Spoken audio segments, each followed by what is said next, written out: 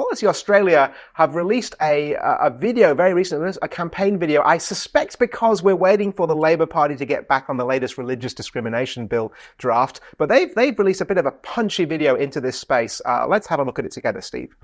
I was fired for getting engaged to the love of my life. They threatened to out me.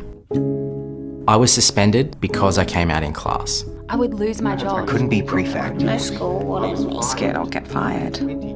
These are real stories. Australian law makes it legal for religious schools to discriminate against staff and students because they're gay, trans, pregnant, divorced, or unmarried. It's time to ensure That our laws protect all of us. Equally. Authorised by Equality Australia, Sydney. So that's a well-made little video. We're wearing black. We're mourning something. It's the stories are affecting. Like these are people who've been hard done by.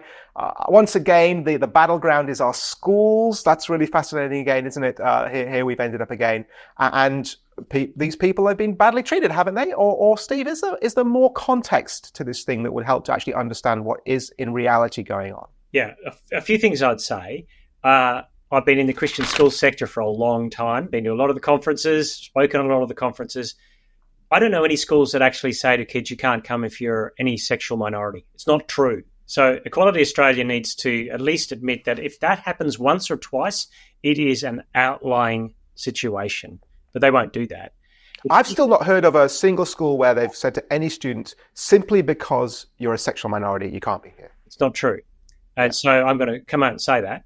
The other thing is, because I got pregnant or married the love of my life, is the tip of an iceberg of you signed a covenant agreement about what we believe sexuality is and what a human is, what marriage is, based on the framework of how the Bible puts that together. And this ethical community calls you to that standard. And I think the problem is, how do you enforce that with staff that are already in the school?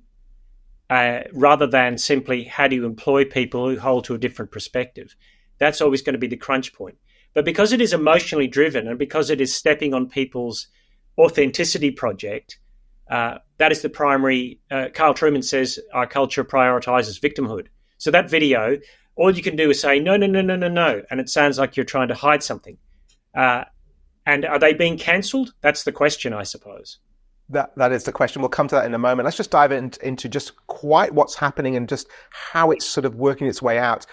We used to just be talking about the teachers. Now we're actually talking increasingly about the students, and there were a number of young people. In fact, someone very young, one of the people in that video. What's with that shift from not just the faculty and staff, but to the students? What's going on there? Well, I think it's a post-institutional age at one level, that victimhood is also about students, and that the authenticity of a student and a student power in a school is very high.